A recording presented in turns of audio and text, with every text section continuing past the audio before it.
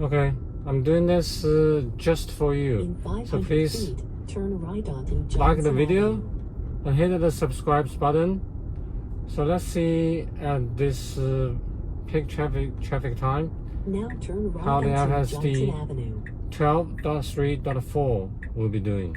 Okay, I'm doing this just for you, just for this video. So this is supposed to be a pretty heavy traffic route. Let's see how it's doing. The left side is all clear, so it's good to move.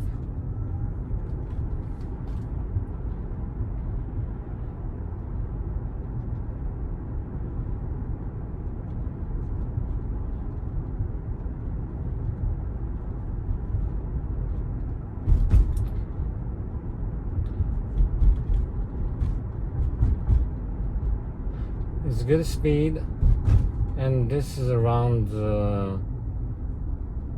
the school time, so there's some like this light flashing, so meaning that it should take cautious. Okay.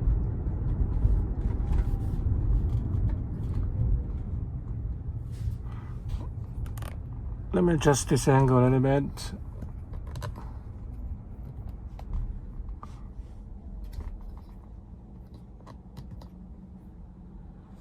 This should be pretty good.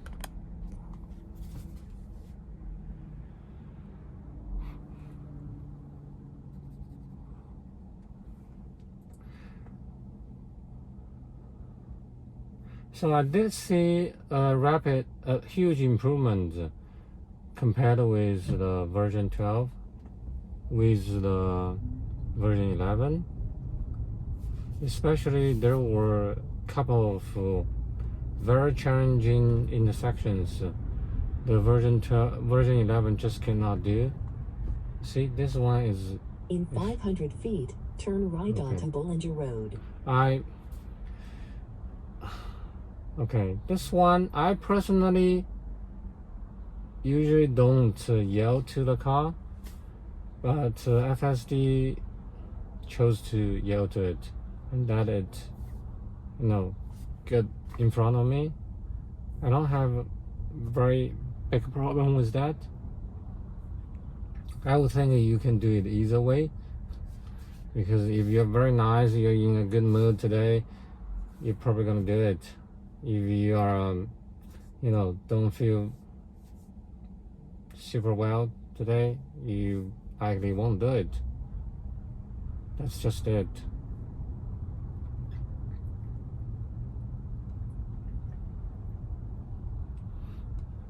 So here we're gonna turn right, and you can see this is pretty heavy traffic, and you can see there are actually only one lane, but people a lot of times they separate it into two lanes, because the ones who take the right turn, they just want to go a little bit faster. So I'm not sure this is totally legitimate, because you don't really know if the car on the left side, they also want to do the right turn. Especially when there is a sign here, right? It's like blocking Now turn right onto a little bit of Bollinger the Road. way. Okay, I think this is pretty good.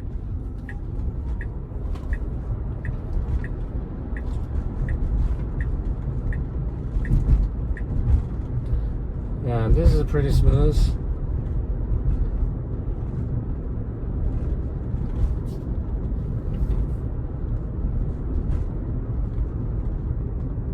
In 500 feet, turn left onto Lawrence Expressway.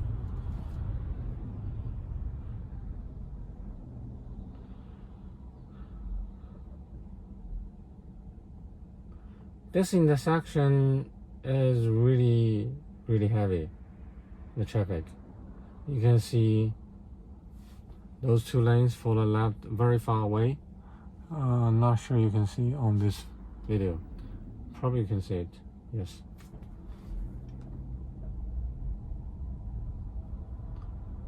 I think it kind of can read the signs on the ground saying clear, right? Keep clear, right? which is really good.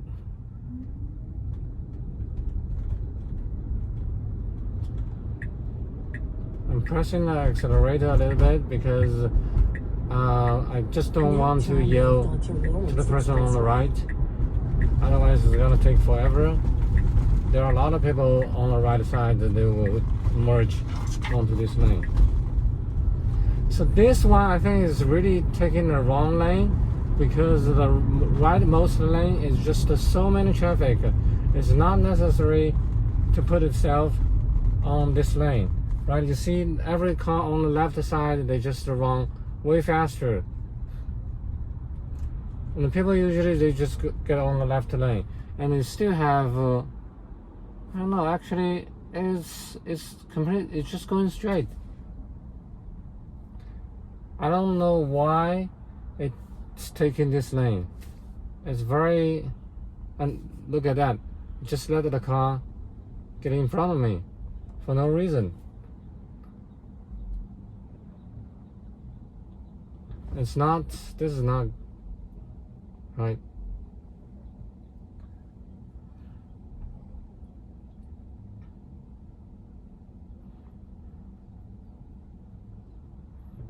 I'm pressing the accelerator. I need to press it because it's obviously not doing aggressive enough, and I am actually using, if you look at this, assertive. So it's already the most aggressive driving mode.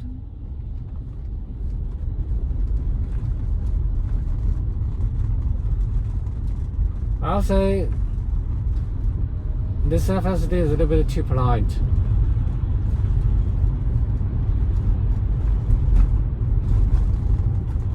And you look at every car on the left side, right? Look at this. They're also, I'm using the turning sign to show that I want to get to the left lane.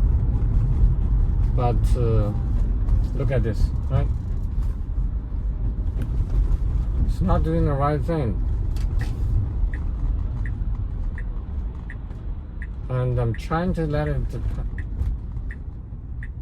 merge on the left, and it's not doing it.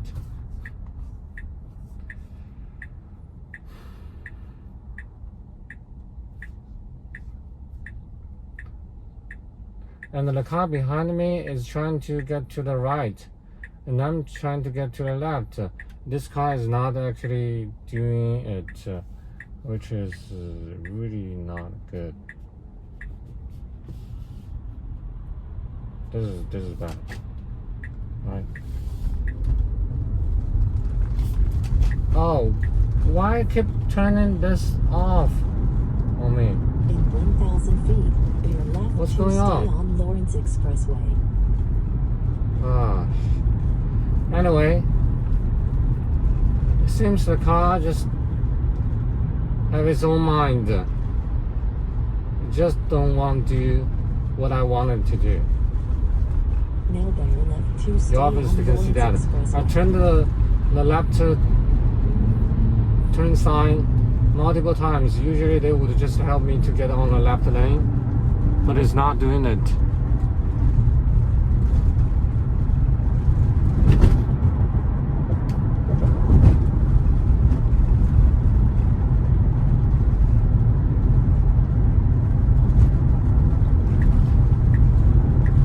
But anyway, this is not really a big thing. It's not about the safety.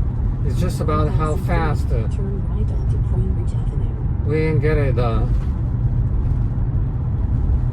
to the destination. And I'm sure it's very likely, like the Waymo, when they do it, Right onto Cambridge Avenue. it's not picking the fastest lane. It's picking the safest lane. Right. Okay, this right turn is pretty good. Pretty good. This is the main difference between the version 12 versus version 11. Version 11 would really pause on that intersection.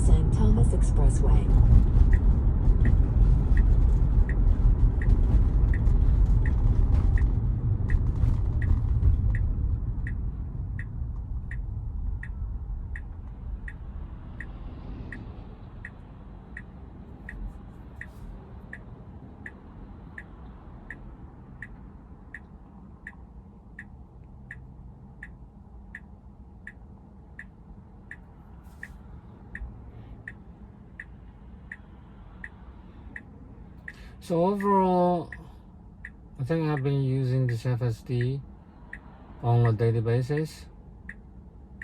A lot of time, just testing for you guys. So please hit the like button and subscribe to the channel. It really helps me. Otherwise, it really motivated me to do more tests, and whatever the route or the city or the places that you think is very challenging and or very interesting, I would definitely do that. And I think the last time I did a very hilly not really off the road, but a very hilly road on the southwest of San Jose. It also did very well. So I'm just saying that, if you like it, if you want me to do more tests, wherever you guys think is close to the Silicon Valley, definitely let me know and leave the comments behind and below. And let me know that if you own a Tesla and you actually subscribe to the 1 month free trial, let me know how you feel about it. I have to say I'm quite impressed by this version 12, and I do think eventually Tesla is gonna be able to solve it, but I have to say I'm not sure Now when. turn left onto San Thomas Expressway. I'm not sure whether this is I have the same timeline as the Elon Musk. Why? Mostly because Elon Musk, he has been promising this FSD since 7 years ago, right? So I think he just lost all his credibility when he tried to promise this, right?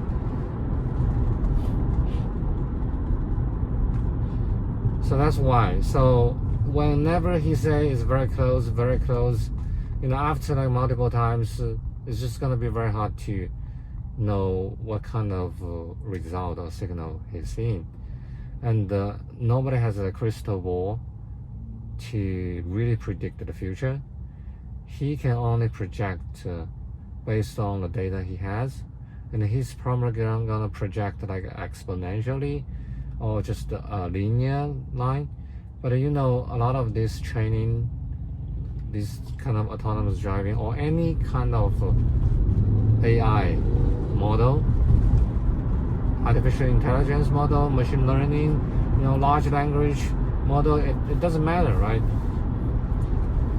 Any of this, it has a plateaued area time. It is exactly like the GPT-3, GPT-3.5, GPT-4, right? Even probably after the OpenAI, they released the GPT-5. What we call it hallucination. You just ask it a question, it will answer you super confidently. But if you know the topics very well, it's just a BS, right? But if you don't know, you may think, okay, that's super accurate, but it's now not. Turn right onto Gilstead Road. Right.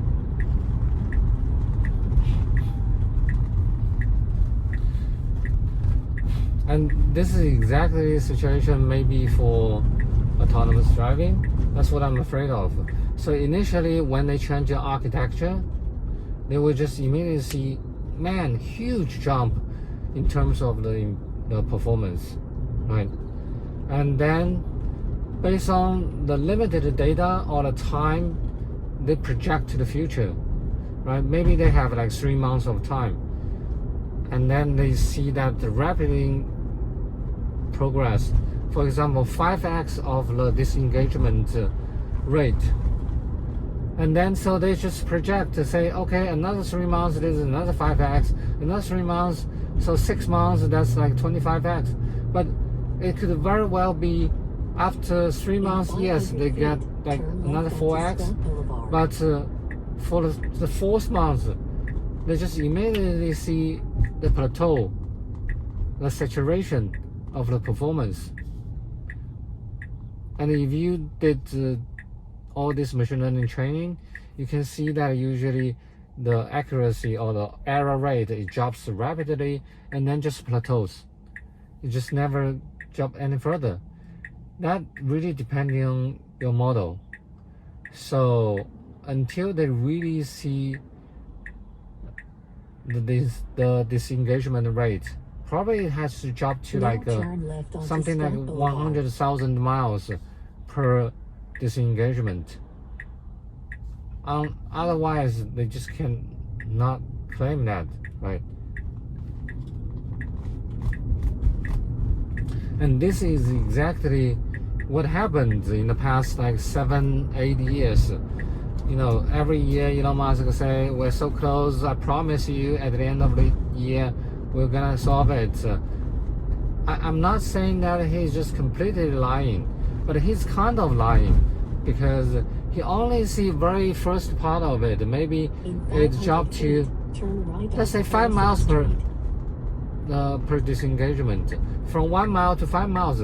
Then he immediately just projected to 100,000 miles. You just cannot do that. So this is very different between different person, different founder, right? For example, for like Apple, what they are doing is when they do the Titan, see this one, why it dropped to like 30 miles per hour? That's a little bit phantom braking, right? Just now there was no reason. Here, maybe yes, because there's a guy cleaning up the grass, right? Falling leaves. But this slow, it's not really necessary. And it's not going up. Look at that. Keeps at 16. That's so weird. Anyway, let's continue. I'm just saying that actually I stayed in Apple for over 3 years. Right? I stayed at a semiconductor company for many years. I did like semiconductor, machine learning. I did all this kind of in the past. And I stayed at different company. Different company has a very, very different culture. Okay. It's not completely pros or completely cons. For example, when I stay, I'm just saying the difference between the Elon Musk, how he does things, versus how other places do it. For example, the Apple, they also tried Titan, this project. So it's not officially announced, but everybody knows that Apple is trying to make a car, and it's definitely just not just making a car, right? It is about self-driving, because that's, I'm pressing the accelerator, okay, because it's so hesitating. Anyway, yeah, I think that was a kind of interference. Not kind of, it is an interference, because there are cars on the left side that they're just approaching, and this car is really hesitating. Okay, this is the stop sign, which is pretty good, because it's actually, the view is really blocked. Okay. In 500 feet, turn left onto El Vivo Street. Yeah, Then so go please left to hit the stay like on button Vivo and Street. subscribe to the channel. And also I like to talk, chat with you guys about these different topics if you guys want to hear. As I mentioned, I have a lot of experience both in the Silicon Valley as well as some other places in big company, mid-sized company, for example Apple, and also I was in an autonomous driving company like Aurora before. So currently I'm making the MR headset, just like Apple Vision Pros, that product. See, this is really hesitating. It should be able to go, but it didn't.